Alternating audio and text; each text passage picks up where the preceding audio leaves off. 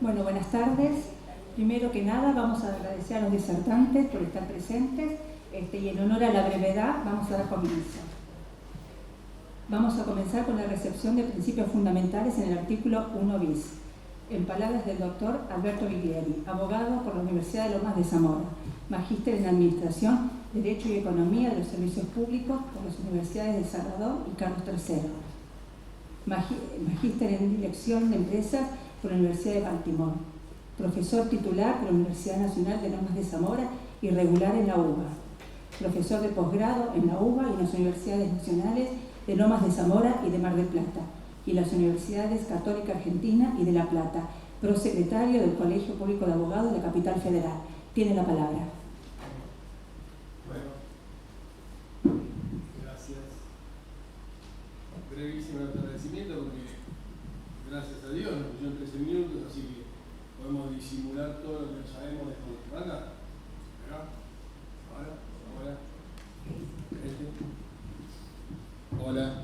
Ahí sí. Bueno, gracias. Digo que menos mal que tenemos nada más que 13 minutos porque así disimulamos que no sabemos nada de todo este maremagno. Lo estaba viendo a Diego, donde está por ahí Isabela, porque digo, hoy la decisión administrativa salió hoy de la mañana, así que digamos, es difícil poner un tema y después encontrarte con las modificaciones normativas que están surgiendo y van a seguir surgiendo, ¿no? Así que 13 minutos es un montón. Gracias a Enrique y gracias a la asociación por estar acá. Estoy en desventaja, se notará claramente que mis otros colegas de panel, por lo menos en ejercicio o ex ejercicio, dicen el derecho, así que yo solamente voy a opinar sobre el derecho, que son los camaristas que rigen nuestras opiniones como abogados. Bueno, a mí me tocó el 1 bis, yo le pedí a Enrique el 1 bis porque hace tiempo que vengo trabajando, para los que no son de nuestro espacio curricular, en la editorial Jusbaides está libre para descargar el libro Nuevas Tendencias del Derecho Administrativo, e increíblemente algunas cosas que dijimos hace 3 o 4 meses, bueno, coinciden con algunas de los planteos de la ley, no porque hayamos tenido ninguna voluntad de quedarnos legisladores ni nada por el estilo, pero sí hay algunos temas, por lo menos al que yo me refiero, que están bastante actualizados, bastante también los de recursos que trata Pablo Gallego Fedriani. Bueno, hay varios temas que se fueron desarrollando porque acá hay mucho para recoger. Lo primero que hago para saludar con alegría es que, si bien tenía una lógica de construcción ordenada la 19.549, la verdad es que, bueno, bienvenida sea la democratización del sistema administrativo, así que puede haber cosas que corregir, puede haber superposición de ideas, puede haber millones de efectos, pero la democracia funciona así, y está bueno que funcione así a partir de los órganos legislativos que tienen una representación popular de la ciudadanía para debatir este tipo de normas. Especialmente cuando el Estado va mutando tanto que construimos el derecho administrativo. A mí me gusta decir que a los de penal les gusta el proceso de Kafka, a mí me gusta el castillo de Kafka, o sea, construimos el derecho administrativo para garantía del ciudadano, no para garantía del Estado, que fue un poco lo que a la larga la 19.549 fue deformando, ¿no? Independientemente de los tiempos políticos que corren, esto no es una alegoría, los que me conocen saben que no participo activamente en el gobierno, ni mucho menos, así que no saludo con alegría que sea una iniciativa legislativa. Y esta iniciativa legislativa recoge un tema que me parece interesantísimo para nuestra materia, que es esta especie de tema que tratamos ahí, que es el reordenamiento de las fuentes. O sea, estamos percibiendo, y veo acá cara de que actúan no solamente en los concentrados y desconcentrados, sino en toda la estructura federal y subfederal, estamos percibiendo hace tiempo que ya explicar el derecho sustantivo administrativo con el 75 inciso 12 no nos alcanza, porque la reserva de las provincias y la cuestión del federal o nacional, como lo queramos llamar de fondo, nos empieza a complejizar a partir de tratados internacionales, a partir de compromisos internacionales en tratados que no necesariamente son operativos, pero bueno, acarrean consecuencias. Esto ya lo sostenía Gordillo en Fuentes Supranacionales del Derecho, está libre en la web, así que se puede bajar, con referencia a ver cuánto impactaba o no la prime rate, ¿no? Él decía, el pago de los intereses más caros es un pago de daños adelantados, algo así decía Gordillo en aquella época. El tema del derecho blando, el derecho indicativo, el soft law, según la terminología que queramos usar, y esto que está acá en el artículo 1 bis, con el nuevo 1 bis, que son los principios fundamentales del procedimiento administrativo. ¿Por qué digo que esto impacta en todo, en la estructura federal, subfederal? Y porque a la larga hay un montón de cosas que todos los que estamos acá, que tenemos alguna vocación docente y alguna participación en la vida pública, sea como abogados o sea como ejecutores del derecho, usamos mucho la doctrina nacional, leemos los dictámenes de la Procuración del Tesoro Nacional, nos munimos de la jurisprudencia judicial administrativa, y la verdad es que a la larga va derramando un poquito. Si bien tiene mucho de que las fuentes provinciales suben y empapan el procedimiento administrativo, como hay muchas de estas cosas de la ley nacional que para mí tienen un correlato, especialmente la decisión del objeto, cuando todavía no tenemos un código contencioso administrativo federal muy similar al que hizo la provincia de Buenos Aires a partir del 2003, con la claridad de la definición de cuál es la función administrativa para ampliarse a los otros órganos que no naturalmente la tenían como propia, el Ejecutivo, por llamarlo de alguna forma. Me parece que tiene entonces este condicionamiento especial que bueno, nos va a hacer pensar que se va a ampliar, y se amplía por este fenómeno que dije, porque hay un cambio de fuentes. Un cambio de fuente que se ve cristalizado en una suerte de aplastamiento del sistema federal por todas estas normas que nos imponen. O sea, si queremos entrar en la OCDE, bueno, tenemos que tener una cantidad de relaciones con la anticorrupción, con transparencia, que, bueno, ¿te gusta la relación? Antes le poníamos en la del protocolo de contrataciones públicas del Mercosur, que ya quedó sin efecto, le habíamos puesto un artículo que decía, y las organizaciones subfederales de Argentina podrán adherir. Y bueno, podrás adherir y podrás no adherir, pero ahora ibas a adherir a la fuerza. Porque la ley de responsabilidad penal empresaria surge de una recomendación de la OCDE. Claro, vos me dirás, bueno, pero hubo que positivizarlo. Sí, esto se positivizó. O sea, ahora los principios están positivizados. En el librito de Marcial Pons de Casañe dice, Yerke reconoció que el derecho natural le ganó la batalla del derecho positivo con las herramientas del derecho positivo. O sea, positivizó lo natural. Acá lo que se positivizó son los principios. Si nosotros no queremos quedar con el discurso de que somos los primos hermanos de los penalistas o los primos hermanos de los tributaristas y solamente es una norma expresa y positiva, bueno, les vengo a decir que ahora vamos a tener que trabajar mucho más. Porque el artículo 1 bis tiene un desagregado específico de uno de los principios que consagra en la parte principal. De hecho, acá puedo hacer una crítica solo de redacción, pero uno se entiende la voluntad del legislador. La tutela administrativa efectiva aparece entre los principios fundamentales y después dice, además de estos otros principios, y lo vuelve a nombrar y lo desagrega. Pero en definitiva lo pone en un plan de igualdad con nosotros, que los tenemos que construir, o los tenemos que traer de la doctrina, o los tenemos que traer de los fallos. Están para mí desparramados en la ley. No llegué para estos 13 minutos ni para leerlas todas yo. Algunas las voy a citar, poquitas, pero los veo desagregados por ahí. Y bueno, y esto nos separa un poquito de la tradicional distribución de fuentes formales y fuentes materiales en el derecho administrativo.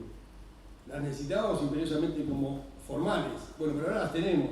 Ah, pero hay que rellenarlas. Bueno, lo mismo pasa con los tratados en su condición de vigencia. Vamos a tener más CIDH, qué sé yo qué habrá que hacer. Nada, tenemos que construir este espacio nuevo.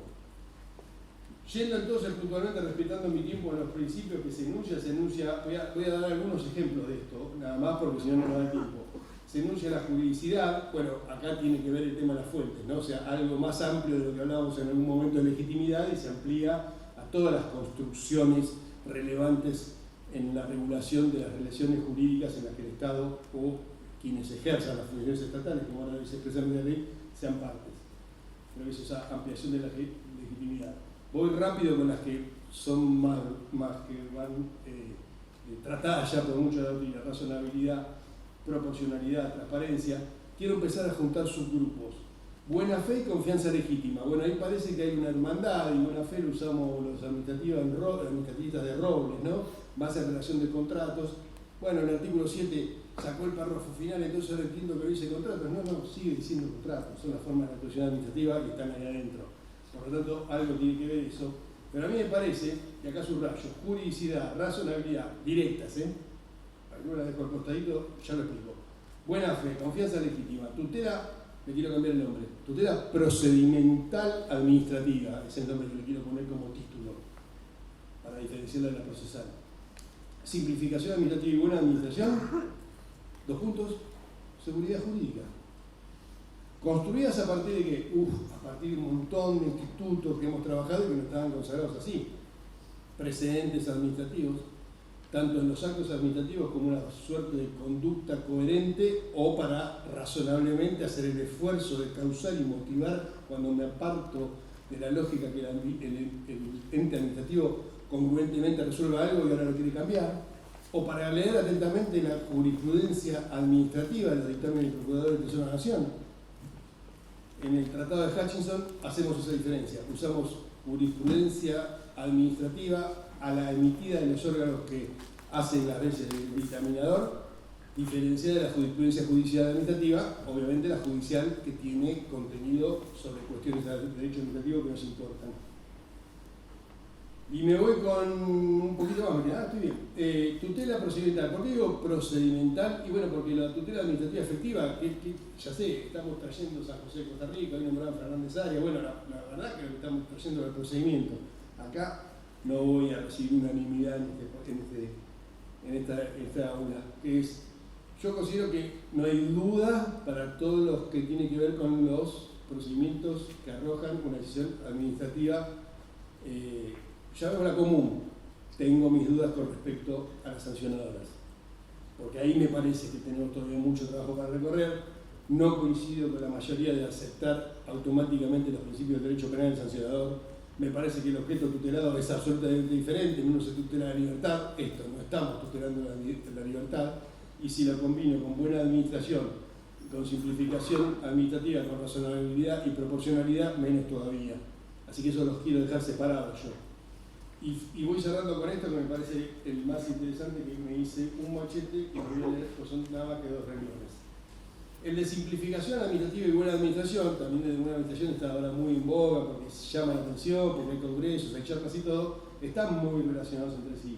También con el de transparencia. La lógica de la digitalización, la lógica del expediente administrativo, y hemos recibido acá en las charlas que hicimos intercáteras a una de las coautoras de los proyectos de reforma, la diputada Moedo, aparece claramente la necesidad de comprender algo que ya vino diciendo la ONU hace mucho tiempo, otra vez derecho indicativo, otra vez derecho blando, que decía, no puede ser que la administración no tenga relaciones de interoperabilidad, y para nosotros, sin que nos escuchen los yanquis, ni los colombianos, ni los chilenos, ni nadie, lo digo acá, y encima en las escalas de nuestra misma administración.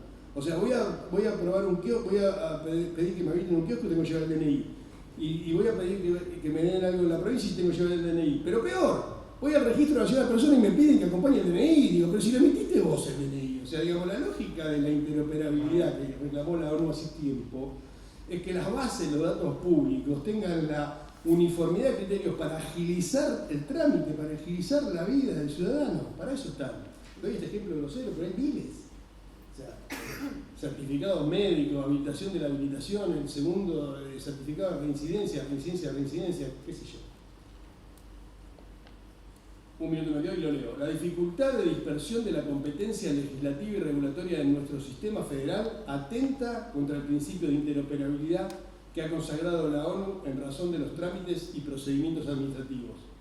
No obstante, y como vinimos señalando, la materialidad de la web o la era digital o la inteligencia artificial, otro tema que hay que analizar, produce poco a poco, junto a la internacionalización del derecho y el impacto del derecho blando, el aplastamiento de las estructuras de nuestro orden federal. En este caso, no se puede obviar el efecto de fuente formal y material de la Ley Nacional de Procedimientos Administrativos renovada, y en especial su materialidad que se expandirá por toda la doctrina y por todo el derecho administrativo local, desde la jurisprudencia administrativa y judicial que comience a emerger en breve desde la aplicación de esta reforma. O sea, como cátedras que somos, como doctrinarios que somos, como docentes que somos, vamos a terminar influyendo en todas las estructuras del derecho público, que como ya sabemos, por Imperio 75 y 12 son locales, pero con este nuevo esquema en el que se consagran principios generales, sostengo que se van a derramar para todas las estructuras. Nada más, gracias.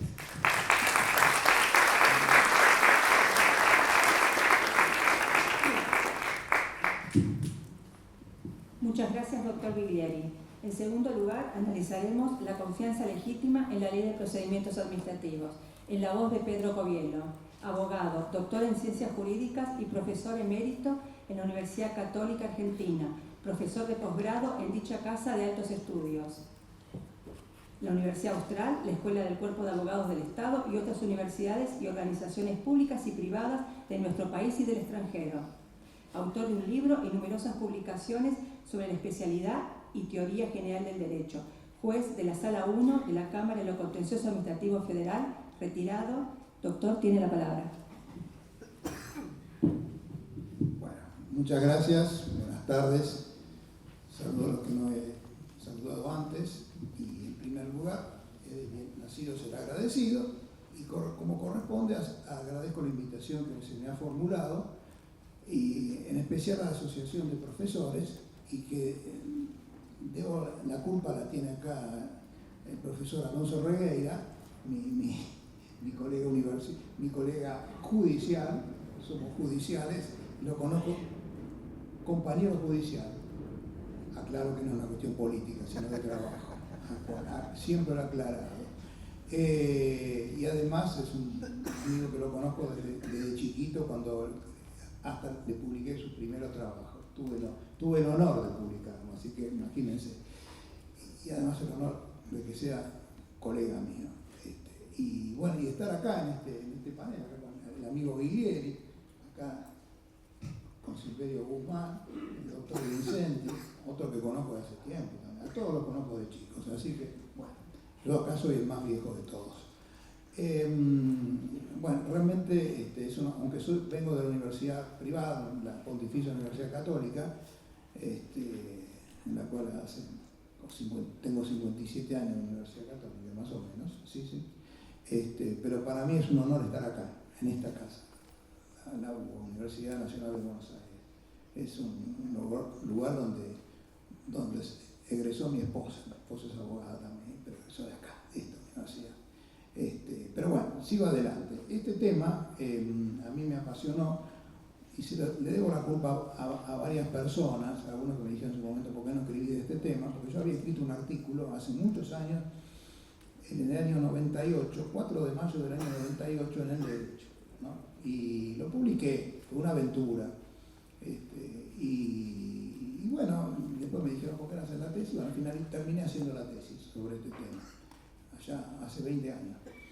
Y hace poco, un artículo más comprimido, si se quiere, hace unos días fue publicado en la revista de Derecho Administrativo del Derecho.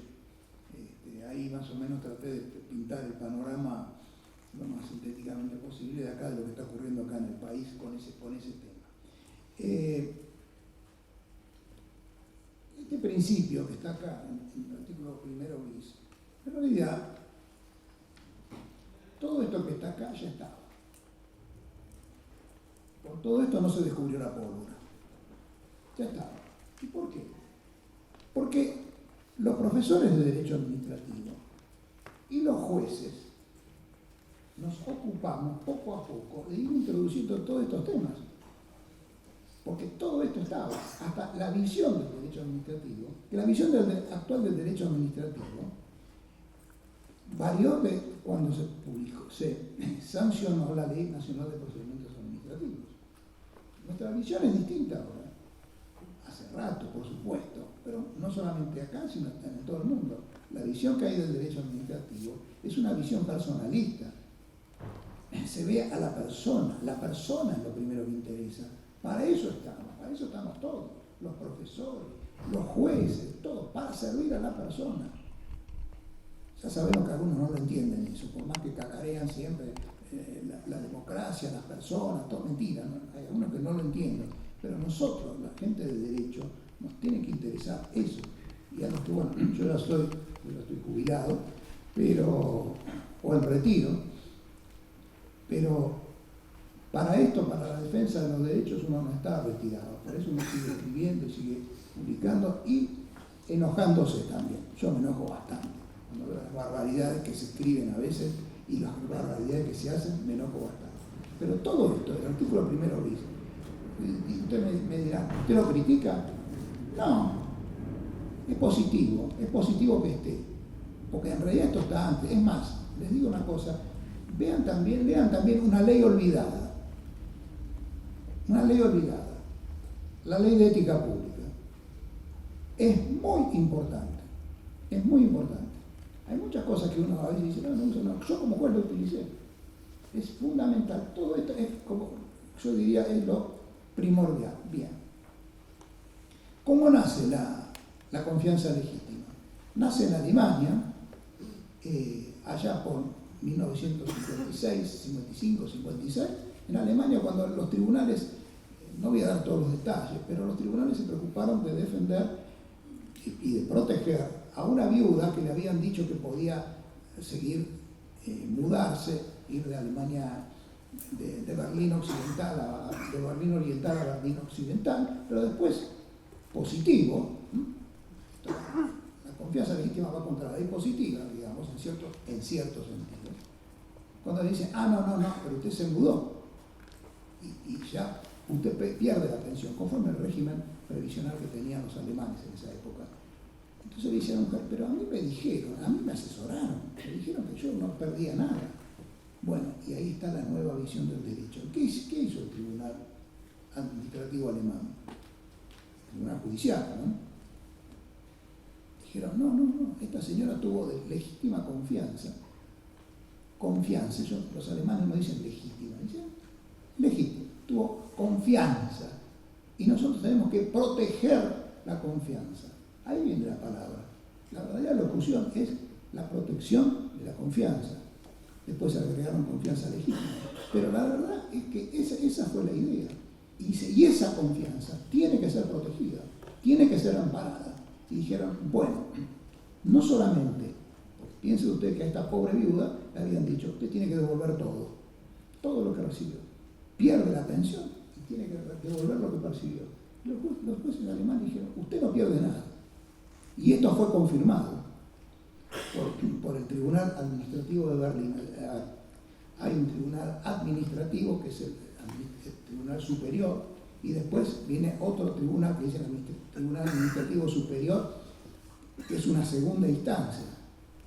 O sea, viene una primera instancia, una segunda instancia, y después como un tribunal, como en España hay un Tribunal Supremo, que es la tercera instancia. Después, por supuesto, vienen los tribunales constitucionales.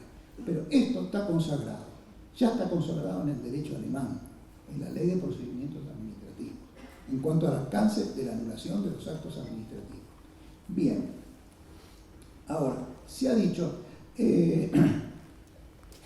esto se refiere, porque está en el artículo primero, la ley de procedimiento administrativo, dice, bueno, entonces tiene que ser se aplica al procedimiento administrativo. No, esto ya es un principio general del derecho.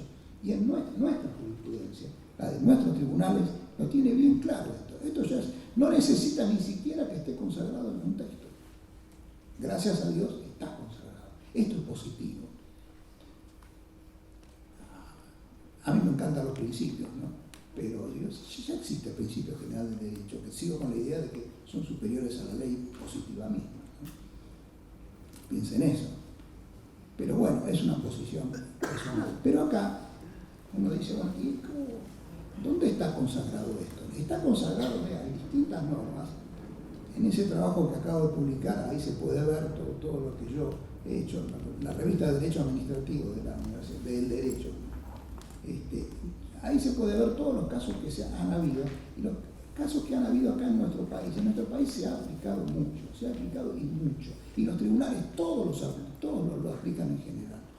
Todos los fueros, y además a nivel provincial también, hasta hay normas provinciales que hablan de la protección de la confianza, lo cual eso es algo muy positivo. La Corte Suprema nuestra lo ha afirmado esto reiteradamente. ¿Saben dónde fue que ha afirmado esto? Y después fue destruido, discúlpenme que lo diga así, destruido por la propia Corte también. Primero lo dijo en el caso San Luis, la protección del corralito. Cuando uno dice, bueno, ¿cuál puede ser un ejemplo de corralito? De confianza legítima, de protección de la confianza. El corralito. Le dijeron, porque nosotros lo vivimos. Nosotros de la noche a la mañana tuvimos 150.000 juicios en el fuero contencioso administrativo. Bueno, ¿y nosotros qué hicimos? Todos los jueces del fuero, todos hablaban de la protección de las personas que habían confiado. Y yo siempre digo, ¿de quién? A ver, la protección de Doña Rosa, decíamos, la persona, la ciudadana humilde, administrada, que confía en algo. Y acá todo el mundo confió. Y ahí todo el Estado mismo le dijo, vamos a hacer esto, no vamos a tocar esto. Yo he leído la discusión parlamentaria, de cuando decían, no, hay que decir que no se va en el Congreso, que no se va a modificar, especificar, no se van a tocar los depósitos, nada.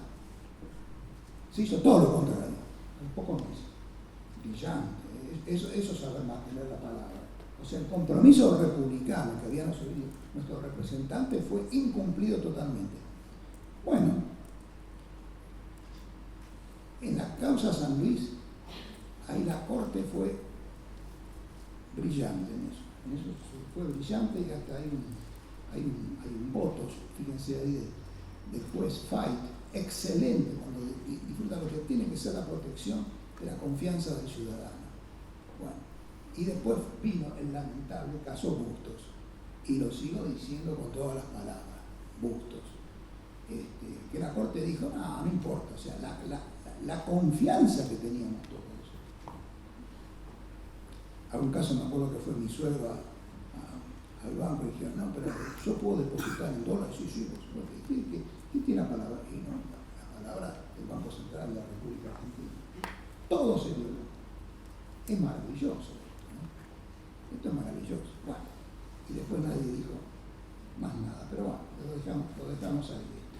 Entonces, acá en nuestro país existe, y aún existe, se aplica esto a nivel internacional, en los lagos del CIADI también se aplica. Pero ahora bien, voy a... ¿Otro minuto? 2 minutos. El Señor nos exige mucho. Bueno, voy a hacer una pequeña aclaración. No sé si esto más o menos les va aclarando a ustedes lo que es la protección de la confianza. ¿De qué lo podemos distinguir? Bien, primero, es un principio general del derecho. No necesita estar consagrado en un texto, pero repito, positivo que esté. Con la seguridad jurídica, no estamos hablando de lo mismo. Sí y no, pero ¿qué es la seguridad jurídica? En realidad la protección de la confianza es la seguridad jurídica vista desde el lugar del ciudadano, porque el Estado también necesita seguridad jurídica, cuidado, pero acá estamos hablando de la persona, del ciudadano, de Doña Rosa. Es un derecho subjetivo, o si quieren algo mejor, es un derecho del ciudadano. Todos tenemos ese derecho. Bien, ¿qué tiene que ver con la buena fe? La buena fe es la esencia, de eso, porque para que haya confianza legítima, tiene que haber buena fe. ¿Se vincula con los actos propios? Sí y no, porque puede haber actos que generan la confianza. La confianza es un componente del acto propio, pero algo más. La confianza puede ir más allá del contenido del acto propio. El acto propio necesita que el otro acto se haya actuado legítimamente. Uno puede confiar hasta en un acto ilegítimo, pero si uno se está protegiendo ahí la buena fe de la persona que confió. ¿Cómo se determinará la consecuencia? Eso va más adelante. Algunos lo confunden con la protección de los derechos adquiridos. No es eso. La protección es otro instituto diferente. Pero ¿cuáles son las condiciones que tiene que haber para que exista confianza? Primero tiene que haber una situación subjetiva de confianza. No cualquiera le va a decir, no, yo tengo la confianza legítima. No. Tiene que haber realmente algo, lógicamente. Esto es cuestión de prueba. Luego, es necesario que la persona que le invoca haya actuado de buena fe y conforme uno diría una persona prudente, un buen padre de familia, no una persona imprudente. Y por último, que el hecho generador haya sido idóneo. Ahora bien, querría decir algo más que está, en cierto sentido, está consagrado acá en la ley, en la reforma al artículo 14. El alcance de la anulación del acto administrativo, dice, tiene efecto retroactivo. Bien, porque lo han incluido. Pero después dice, a menos que el tribunal disponga lo contrario por razones de equidad. Esto es genial.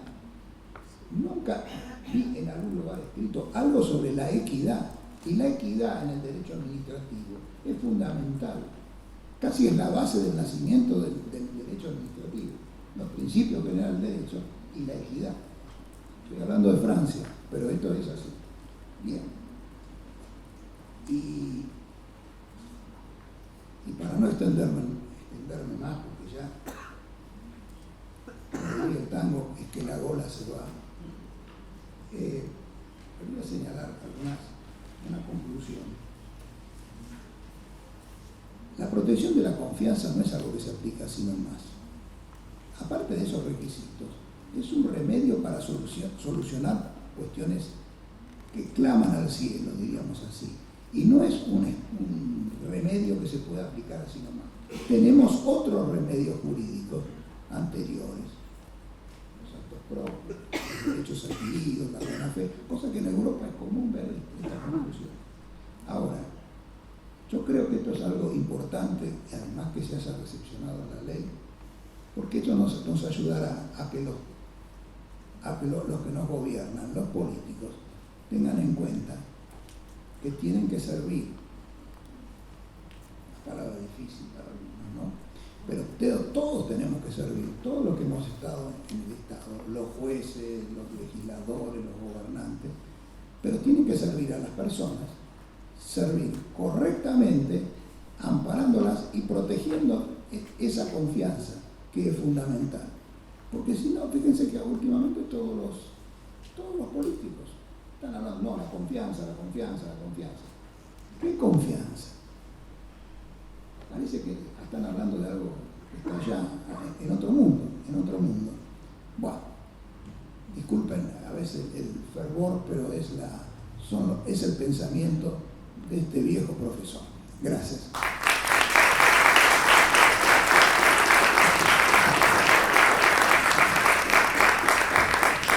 Muchas gracias, doctor Covielo.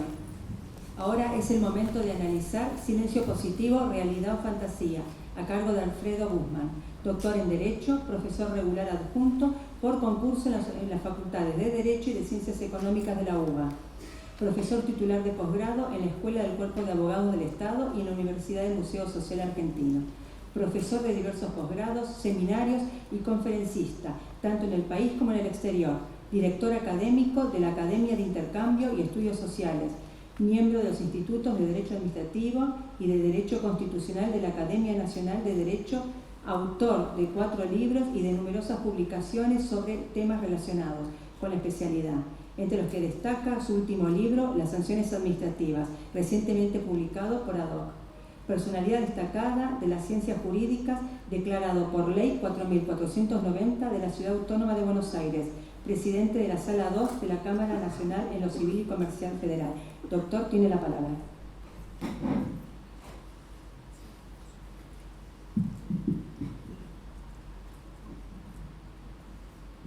Gracias. Buenas tardes. En primer lugar, agradezco a la Asociación de Docentes que me haya convocado para compartir con ustedes estas reflexiones y estas dudas. En primer lugar, el silencio administrativo es el arma más fuerte que tiene la administración contra el particular, y en esto va mi recuerdo y mi homenaje al profesor Gordillo, que lo sostenía, junto con la ambigüedad, la inercia. En nuestro medio, aún antes de la reforma legal, el artículo 10 establece como regla general que la falta de respuesta de la administración vencido el plazo equivale a una decisión adversa, y solo en los casos en que la normativa específica aplicable lo disponga de ese modo, se considerará reconocido lo pretendido. Para ganar tiempo, En lo sucesivo me voy a referir al silencio administrativo negativo como SAN y al silencio administrativo positivo como SAPO. La nueva reforma trae como novedad que la solicitud de autorizaciones o conformidad administrativa para el ejercicio de derechos preexistentes opera el SAPO, salvo en cuestiones relativas al medio ambiente, a bienes de dominio público o a servicios públicos. El decreto reglamentario de principios de mes establece que el plazo aplicable es el del artículo 1 bis, inciso G de la Ley de Procedimientos Administrativos, que son 60 días, que será operativo salvo que haya una normativa especial que disponga uno diferente. ¿Qué duda cabe que las autorizaciones administrativas son claves en lo que hace al ejercicio de la policía administrativa? Sucede que para otorgarlas, para concederlas, siempre la rutina administrativa pasó por una organización administrativa hacia adentro, en donde se le llevaba al funcionario competente la documentación para que la resuelva, acostumbrado a la mesa de entradas, a la ventanilla, al papeleo, etcétera, etcétera. Y esto, en definitiva, derivó en que las administraciones públicas se anquilosaran y, como describió Martín Retortillo en la España de los 80, que actuaran con una atorrante lentitud. ¿Por qué digo esto? Porque quiero aclarar que estoy de acuerdo con el diagnóstico que inspira a la reforma, pero no así con la receta utilizada. Empleando una canción de uno de mis salseros predilectos, el boricua Franklin Ruiz, la cura resulta más mala que la enfermedad. Eso me parece que pasa con el SAPO. Y hace bastante que se está cambiando estas prácticas en el continente europeo, sobre todo a partir de una directiva llamada de servicios o Bolkestein del Parlamento Europeo, la número 123 del año 2006, que busca ya una organización administrativa hacia afuera, que establece como criterio general ante las solicitudes de autorizaciones la libertad de establecimiento, una suerte de aprobación automática. Y cuando haya intereses públicos más sensibles en el medio, sí, que haya una autorización expresa, pero si no se dicta en término, opera el SAPO.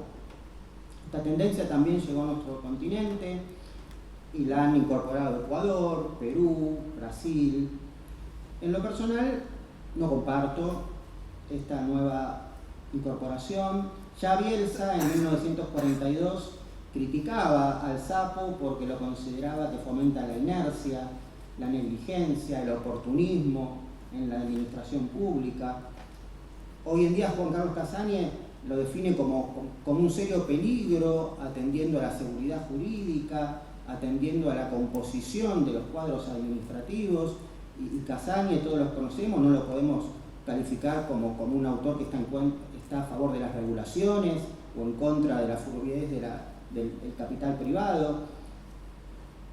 Tengo para mí que, y en esto voy a reiterar títulos de la doctrina peruana. Perú fue uno de los países que incorporó el silencio administrativo positivo y lo tiene más desarrollado. Incluso algunos de estos autores que voy a mencionar están a favor del SAPO y se preguntan si la administración calla, otorga, pero ¿qué otorga? ¿No estamos en presencia ante una debilidad, de una ilusión? Recomiendo lecturas con distintas posturas entre ellos, de Rojas Leo, Morón Urbina, Gómez Zapac. Por mi parte, voy a dar algunas de las consideraciones que me llevan a criticar esta incorporación legal. Desde la lectura de los derechos de los particulares, la norma reconoce efecto positivo al silencio administrativo supeditado a que lo peticionado se corresponda con la legalidad, lo que en la práctica equivale a un silencio estimatorio, sí, pero condicionado. Ahora, pretender que quien calla otorga sea la regla y al mismo tiempo permitir eludir dicha regla cuando la callada por respuesta se refiere a peticiones contra la ley, genera inseguridad jurídica. ¿Quién, cuándo, cómo detecta tales vicios? Y en su caso elimina los efectos del silencio administrativo positivo. No hay certeza de lo que fue autorizado. Si la administración acatará lo autorizado tácitamente, y como está redactada nuestra ley y su reglamentación, si es que la administración va a poder extinguir por su cuenta los derechos adquiridos a través del SAPO. Si lo vemos desde la perspectiva del interés público, se está autorizando una actividad sin que ésta se encuentre reconciliada con la legalidad a través del catártico y sacramental acto administrativo. Uso palabras de la Corte Suprema en Hotel Internacional de Iguazú, en Artefactos Sagaz, Llama Azul. En definitiva, una delegación de la actividad de policía administrativa en el particular interesado solicitante. Y desde lo formal, ¿cómo lo acredito? Porque muchas veces voy a necesitar un papel, un documento electrónico que diga que me autorizaron. Ustedes me podrán decir, sí, ahí está en el reglamento. En 15 días puede exigir que les pidan ese certificado, pero vamos, si no me resolvieron en 60, en 15 días me lo van a certificar, ¿y quién lo va a hacer? ¿Qué pasa cuando se trata de procedimientos administrativos contradictorios, cuando hay más de un interesado en disputa del derecho? Perú, por ejemplo, excluye los procedimientos trilaterales del SAPO. Si uno lo obtiene por SAPO, ¿en qué situación quedan los restantes? ¿Qué pasa con la garantía de la igualdad? El mismo derecho que a uno se le rechaza expresamente, a otro se lo concede por SAPO, en virtud, en el mejor de los casos, de la mayor o menor diligencia del empleado o funcionario que toque en suerte. ¿Me hablan de celeridad? Si todos los caminos conducen a Roma, todos los silencios, tanto SAN como SAPO, conducen a los tribunales. Con el SAN a partir de la ficción legal denegatoria. ¿Y de verdad se cree que la administración con el SAPO va a rendirse y va a respetar el derecho obtenido? En la mayoría de los casos, para efectivizar el derecho conseguido por SAPO, igual va a haber que ir a los tribunales. De hecho, en Ecuador está prevista la ejecución judicial del SAPO. Me hablan de transparencia. ¿Qué otro campo más propicio que el SAPO puede haber para una connivencia entre el funcionario que debe resolver y el solicitante? Esto ya lo alertaba Isabela en el panel anterior. De hecho, la ley brasileña excluye del SAPO al beneficiario que sea un agente público o su cónyuge, pareja o pariente, en línea directa o colateral por consanguinidad hasta el tercer grado. ¿Me hablan de eficiencia? Dejando de lado potenciales episodios espurios como el que insinué. Ya sin SAPO cuesta que se reconozcan los derechos en sede administrativa. ¿Qué pasaría si encima el funcionario sabe que si no resuelve en plazo, queda como autorizado lo pretendido? Temo que la respuesta serían rechazos sistemáticos expresos antes de que venza el plazo, incluso a través de planchas estandarizadas o con programas informáticos no necesariamente sofisticados que brindan las alertas del caso. No tengo tiempo para explayarme, solo me voy a explayar respecto de la primera objeción y me preocupa que nada dice ni la ley ni su reglamentación, y esto atendiendo a los derechos que supuestamente se buscan defender con el SAPO, respecto de la estabilidad del acto administrativo finalizador del procedimiento. Discúlpenme la terminología que uso, que es la del artículo 10 de la ley, más allá de sus deficiencias técnicas, al que se llegaría por el SAPO, a diferencia de lo que sucede con otras legislaciones. Respecto de las limitaciones a la potestad administrativa de revocación cuando haya derechos obtenidos por SAPO, España, Ecuador, Perú la niegan. En cambio, Colombia la permite. Argentina no dice nada de manera expresa, pero interpretando la normativa pareciera que también la permite. Y si los derechos que puedo alcanzar a través del SAPO están a tiro de un simple acto administrativo que los extinga, la verdad que esta protección es inocua. Si vamos al 17 de la ley de procedimiento, excluye la potestad revocatoria de la administración solo una vez notificado el acto. Obviamente esto es imposible de cumplir en el sapo, pero pongámosle, forzando el argumento, pero pongámosle que esto se salva con esa supuesta certificación del artículo 65 ter, que habla del decreto 695, a más tardar en 15 días.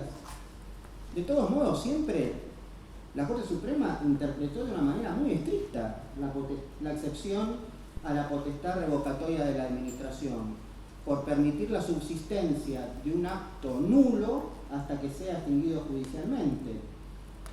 Podía ser Giol, Furlotti, incluso la doctrina Julio Comadira sostenía, más allá de que esta potestad revocatoria de la administración va más allá de su reconocimiento explícito en el ordenamiento. Es un poder inherente a la función administrativa. Y yo me pregunto, ¿dónde está la seguridad jurídica? ¿Dónde está el marco amigable para las inversiones? ¿Dónde está la celeridad con esta reforma, como plantean los que lo propulsan y autores como Mairán? Desde mi lectura, siempre, ya cuando se conoció el proyecto, fui muy crítico y así publiqué un trabajo en la ley del 15 de febrero, porque yo estoy seguro que hay buenas intenciones en quien defienden este proyecto, esta ley ya, y en los que la redactaron. Pero creo que también hay mucha ingenuidad. Se piensa que soluciones que mal funcionan en los países desarrollados en donde se originaron van a tener el mismo resultado en administraciones con un débil marco institucional, con escasa formación y capacitación de los operadores, desincentivados, mal pagos, desbordados por tareas, con lábiles procedimientos para efectivizar la responsabilidad disciplinaria y patrimonial. En definitiva, tanto el silencio administrativo negativo como el silencio administrativo positivo son disfuncionalidades que afectan el derecho a la buena administración. El san no es sano ni santo, y el sapo la mayoría de las veces se la va a terminar tragando el administrado. En definitiva, son silencios que aturden, mientras que la administración, como los versos de Neruda, sigue ausente y distante. Muchas gracias.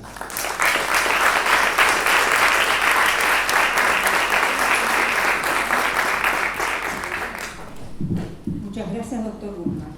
Ahora bien, vamos a terminar el panel y vamos a adentrarnos al mundo del reclamo administrativo previo, en palabras de Rogelio Vincenti, procurador, abogado y especialista en Derecho Procesal Civil por la UBA, magíster en Administración, Derecho y Economía de los Servicios Públicos por la Universidad del Salvador, Argentina, y la Universidad Carlos III de Madrid, Reino de España. Profesor adjunto regular en la UBA y de posgrado en la UBA, en la Universidad Católica, entre otras universidades nacionales y privadas. Juez de la Cámara Nacional de Apelaciones en lo Contencioso Administrativo Federal. Tiene la palabra.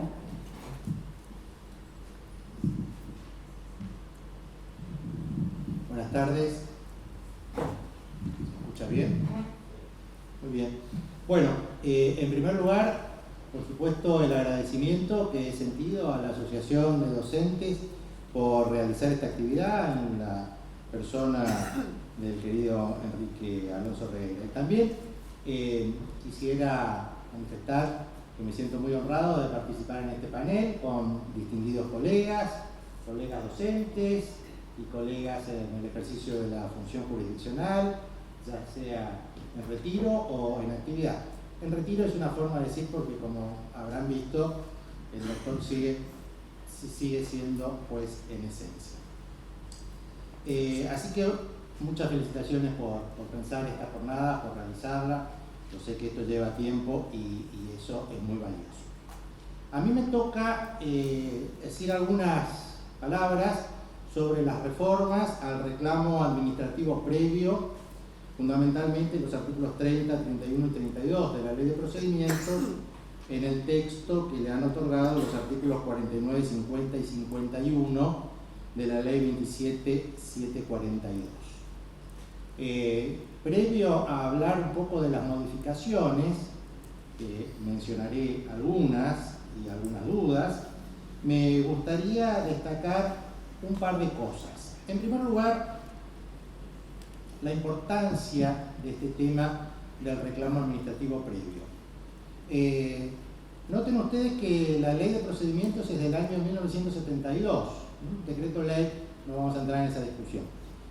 Desde el 72 hasta este momento ha tenido muy pocas modificaciones. Al principio una gran modificación muy importante, sí, en el año 2000, la ley 25344, una ley de emergencia.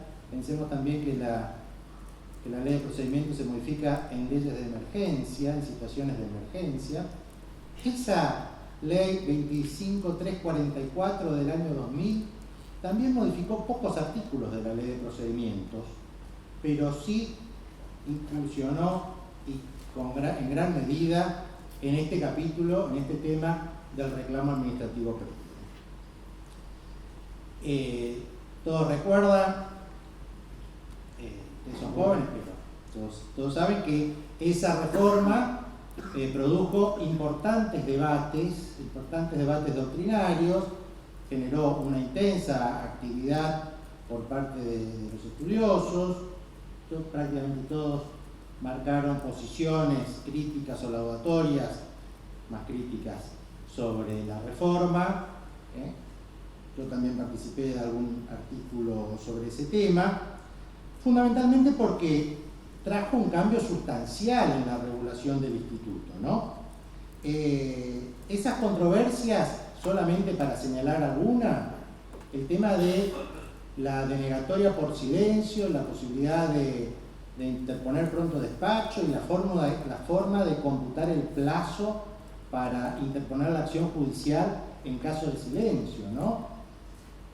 Esto dio origen a bastantes discusiones. En definitiva, la Corte resolvió esta situación recién en 2014 con el caso Biosystems, con un pronunciamiento previo de la Sala Tercera de la Cámara de los Contenciosos Administrativos Federal. Si pasaron 14 años para resolver un tema importante. De todas formas, lo que también debemos señalar es que en los casi 24 años de vigencia de esta reforma, bueno, la doctrina, el funcionamiento de los operadores judiciales, mucha participación de los jueces, ha ido generando un cuerpo de principios, de doctrina, jurisprudencia, que nos permitía más o menos entender el funcionamiento del instituto. Ahora tenemos la reforma de la ley 27742, que como sabemos es una reforma que modifica sustancialmente prácticamente todas las disposiciones de la ley, e incluso este capítulo dedicado, el título cuarto, dedicado a la impugnación judicial, y el tema del reclamo administrativo previo en estos 3 artículos. Es decir, que en la vigencia de la ley, este aspecto del instituto del reclamo administrativo previo ha sido objeto de atención y de modificaciones y de discusiones bastante importantes. El otro tema que me parece importante destacar es que no solamente que ha sido de grandes modificaciones o sustanciales modificaciones, sino que estamos hablando de un tema bastante crucial, porque es uno de los requisitos de acceso al control judicial de la actividad administrativa. No es un tema menor en cuanto a las implicancias que tiene tanto para el ejercicio de la actividad administrativa, que es una prerrogativa ciertamente, como para el ejercicio y la tutela de los derechos constitucionales y ahora también convencionales de los particulares. Y aquí me adelanto un poquito a señalar que, como decía el doctor Covielo, acá hay un cambio bastante importante en la forma de acceder o de entender, de mirar este requisito por parte de los jueces. Ahora voy a señalar algunas cuestiones. El otro punto es que Todos sabemos que se trata de una prerrogativa de la administración, exorbitantes, algunos dicen. No vamos a entrar en esta discusión de si es conveniente mantener el agotamiento de la vía o no. Hay posiciones doctrinarias de un lado y del otro. Lo cierto es que el legislador lo incorporó en el 72, lo mantuvo en el 2000 y lo vuelve a mantener. Así que esto está en nuestro sistema. Y la jurisprudencia, básicamente de los tribunales y de la Corte, han explicado cuáles son las finalidades del reclamo administrativo previo, ¿no? Producir una etapa conciliatoria anterior al pleito, dar a la administración la posibilidad de revisar el caso, salvar algún error y promover el control de legalidad de lo actuado. Claro, desde el punto de vista teórico se entiende fácilmente la importancia o la conveniencia del requisito. En la realidad, esto opera, como todos sabemos, no necesariamente así. Y esto ha hecho, y esto decía, retomo un poco lo que decía el doctor Covielo, ha hecho que los jueces miren con detenimiento, con cuidado, con una particular atención en los casos que se le presentan, si están cumplidos o no este requisito y si deciden que reenvíe el caso a la administración. Por la importancia de la cuestión, no vamos a decir que no hacen un control, porque hay que aplicar la ley, pero lo hacen de una manera especial, tratando de garantizar el acceso a la jurisdicción, porque, como sabemos, el incidente de habilitación de instancia es la puerta de acceso al proceso. Si cierran la puerta de inicio, nunca vamos a tener una sentencia en el fondo. Y por otro lado, para concluir esta pequeña parte un poco más general y antes de entrar en las modificaciones, teníamos nosotros hasta este momento una idea bastante clara de la distinción entre las dos vías, entre la vía impugnatoria, la vía reclamatoria, que una se utilizaba para cuando se cuestionaba la legitimidad de los actos, la vía mediante los recursos, esto se agota la vía mediante recursos, después empezaba a correr el plazo del artículo 25 para demandar, y la vía reclamatoria para aquellos casos donde lo que se reclama es el reconocimiento de un derecho, aun cuando surja de una relación jurídica previa y no necesariamente la presencia de un acto administrativo ahí no necesariamente modifica o cambia esta situación. Este es el caso señero de la Corte, McKentor, del año 99, donde claramente distingue las dos vías. Y por último, también recordemos que la Corte se pronunció sobre la validez constitucional de los requisitos de acceso cuando resolvió el caso Serra del año 92, y en ese caso fundamentalmente era el tema del plazo, de la caducidad del plazo para accionar, también hace mención al tema del agotamiento del bien administrativo. Este es un poco la importancia del tema y el panorama que teníamos hasta la sanción de la ley 27742. Veamos ahora brevemente, para tratar de cumplir el tiempo, 3 o 4 cosas que me parece que podríamos señalar respecto de las modificaciones. En primer lugar, la ley mantiene esta distinción entre vía impugnatoria y vía reclamatoria. Cuando leemos el artículo 30, dice se requiere reclamo administrativo previo, salvo en los casos de los artículos 23 y 24. Es decir, mantiene estas dos vías. Pero, vamos a ver, lo adelanto ahora por después si no tengo tiempo, en el 31 prevé la posibilidad de que, agotado el reclamo, se pueda reiniciar la vía recursiva contra el acto que rechaza el reclamo. Es decir, una serie de vías subsidiarias, primero reclamo y luego vía recursiva. Esto era algo que estaba bastante claro de que se trataba de vías excluyentes, por lo menos en la jurisprudencia, de que se trataba de vías excluyentes. No, por supuesto, existía doctrina que, y abogados, para eso es el trabajo, de tratar de que si se venció un plazo, reiniciar por la vía recursiva, ¿no?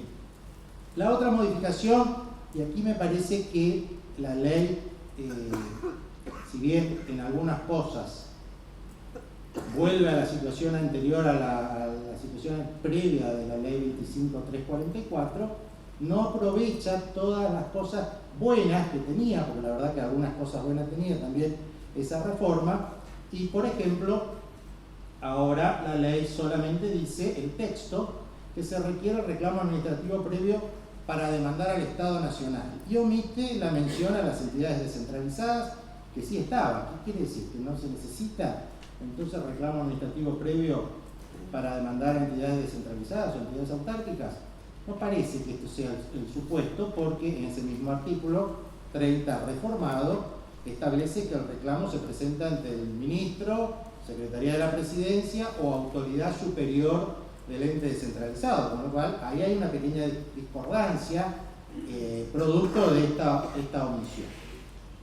Habrá que entender que es estado lactu sensu, ¿no?, incluidos sus entes descentralizados. La otra omisión que tiene este nuevo artículo 30, esta vez me parece más relevante, es que suprime esa segunda parte y último párrafo que tenía el artículo 30 en el texto de la ley 25344, porque ahora no exige, por lo menos no está en la ley, que el reclamo verse sobre los mismos hechos y derechos que se van a plantear en la eventual demanda judicial. Es decir, el famoso principio de congruencia parecería que no sería necesario. Vuelvo a repetir, y esto me parece que es una gran duda porque, bueno, no está en la ley, no está en el nuevo texto legal, pero sabemos que esto es un principio procesal y estamos en materia de procesal, no estamos en materia procedimental. Esto entiendo yo que seguiría vigente. Pero lo cierto es que el artículo de hoy no está. Los cambios más importantes, porque estamos en tiempo casi, son los del artículo 31 y 32. Ahí es donde prácticamente se producen la mayor cantidad de situaciones y modificaciones. Se mantiene el plazo para la resolución, 90 días, se puede ampliar y hasta 120, y se mantiene la posibilidad de interponer pronto despacho. La modificación viene aquí porque en el caso del silencio, interpuesto el pronto despacho, ¿lo estoy? Bueno, le voy a robar un minuto más. Vencido este plazo, ahora claramente la ley establece que se podrá iniciar la acción judicial y que no correrá ningún plazo de caducidad salvo el que corresponda a materia de prescripción. Con esto viene a recoger la solución de la Corte del caso Biosystems. Se eliminan dos cosas bastante importantes, ¿no? Se elimina la mención a plazo perentorio que tiene el artículo 25 de la ley, que tenía, ahora ni el 25, ni acá tampoco se menciona, el plazo para demandar ya no es perentorio, habrá que ver cómo opera esto. Y se elimina también, y acá también no va a haber lugar a dudas e interpretación, la previsión que tenía el 31 que establecía que los jueces tenían la obligación de revisar de oficio, verificar de oficio el cumplimiento de los requisitos del agotamiento de la vía y del plazo previo a dar traslado a la demanda, ¿no? Producto de la jurisprudencia de la Corte, en el caso Borordo del año 99, que recogió la ley 25344. Bueno, esto no está previsto ahora. Habrá que ver cómo va a operar. Va a operar como anteriormente, en el caso Cohen, solo una excepción renunciable por parte del Estado. Veremos. Y como les decía, se contempla también la posibilidad de que, rechazado el reclamo administrativo previo mediante acto expreso, se pueda interponer recursos administrativos contra ese acto de rechazo del reclamo. Entonces ahí tenemos reiniciar la vía recursiva. Y todavía más, una vez que se agota la vía administrativa por medio del recurso contra el acto que rechaza el reclamo, todavía la ley dice, bueno, todavía se puede interponer los recursos del artículo 23, inciso C final, del nuevo texto legal, es decir, aquellos recursos optativos, la reconsideración del 100 que conocíamos, etcétera, etcétera. Entonces, la verdad que si la idea un poco aquí hay una modificación bastante sustancial con la situación anterior, no parece ser la mejor disposición. Es cierto que es optativo, ¿no? Bueno, veamos cómo va a operar. Simplemente hay una duda también ahí, se lo menciono porque estoy fuera de tiempo, con el tema de la prescripción. Dice que el reclamo, vencido en caso de despacho, en caso de silencio, se podrá iniciar la demanda, salvo lo que corresponda a materia de reclamo, de prescripción. Pero hay un artículo, una previsión, el artículo 1 bis, inciso I, que dice que la interposición de recursos y reclamos interrumpe los plazos de prescripción. O sea que ahí vamos a ver cómo va a operar eso. Por último, ya sé que estoy cumplido en el tiempo, por último, el 32 habla de las excepciones. Acá me van a decir grandes modificaciones no hay. Es cierto, en parte, ¿no? En primer lugar, no se requiere reclamo administrativo previo cuando una norma así lo disponga.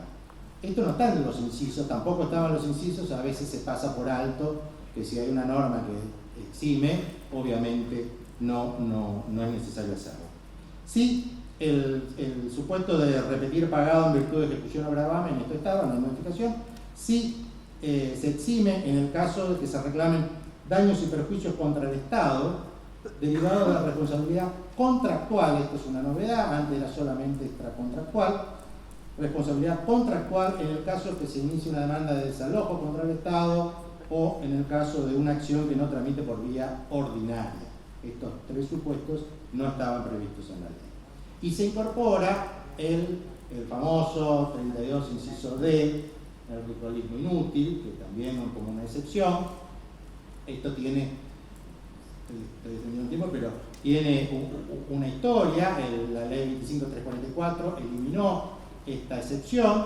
Sin embargo, la jurisprudencia, otra vez aplicando lo que decía el doctor Covielo, entendió desde muy tempranamente que se trata de un principio jurídico que está íncito en el ordenamiento, así que se lo ponga o no se lo ponga, igual aplica. Y hay un precedente de la Corte del año 2001, recién sancionada la ley, de First National Bank of Boston, y también las distintas salas de la Cámara en los contenciosos administrativos, empezando por un precedente de la Sala 1 del año 2001, así que debemos tener acá algunos de los doctores, Jan Conentel también señaló claramente de que esto se trata de un principio que igual sigue aplicándose. Después esto dio origen a un plenario de la Corte en el año 2011, el plenario Córdoba, Salvador, donde se vuelve a señalar. Ahora se incorpora, esto es importante. Cierro con esto. Un tema que no está en el 31-32, pero sí tiene relación. Ustedes saben que la Corte, a través de los casos Deutsch, Bond y Marcelo y otros, había establecido que el título cuarto, en el cual está este instituto, no se aplica a las fuerzas de seguridad, de defensa, organismos de inteligencia, ¿no? ¿Por qué? Porque la ley los excluía de su ámbito de aplicación. Pues bien, ahora el artículo primero, inciso D de la ley, incluye a estos organismos salvo ciertos procedimientos. Consecuentemente, parecería ser que este título y estos requisitos también se les exigen. Y con esto quería terminar señalando que ya existen algunos precedentes en la Cámara de lo Contencioso donde a estos supuestos, por ejemplo, reclamos de diferencias salariales, se les aplica la nueva ley, es decir, no se aplica sin perjuicio de la jurisprudencia esta de Bond, se aplica la nueva ley, pero se hace jugar la excepción del ritualismo inútil para habilitar la instancia. En fin, cierro. El tema ciertamente tiene su importancia. La modificación en algunos supuestos volvió a la situación previa a la ley 25344, en otros modificó en el sentido de que realmente hay una innovación jurídica porque cambia la concepción. En otros casos podríamos decir que perdió la oportunidad de mantener algunas reformas que estaban viendo.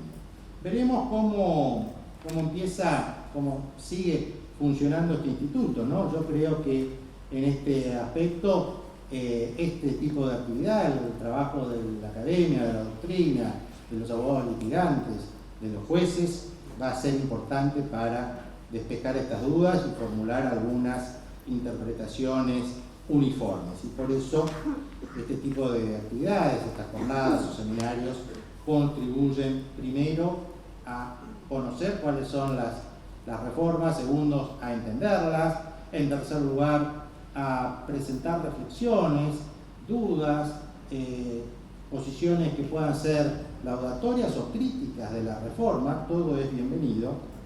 En definitiva, lo que debemos tener como norte en este punto es que estamos trabajando sobre el control de la actividad administrativa y el acceso a la jurisdicción para la defensa de los derechos de los particulares. Así que, bienvenidas a estas jornadas, hago votos para que sigamos encontrándonos y les agradezco mucho la presencia.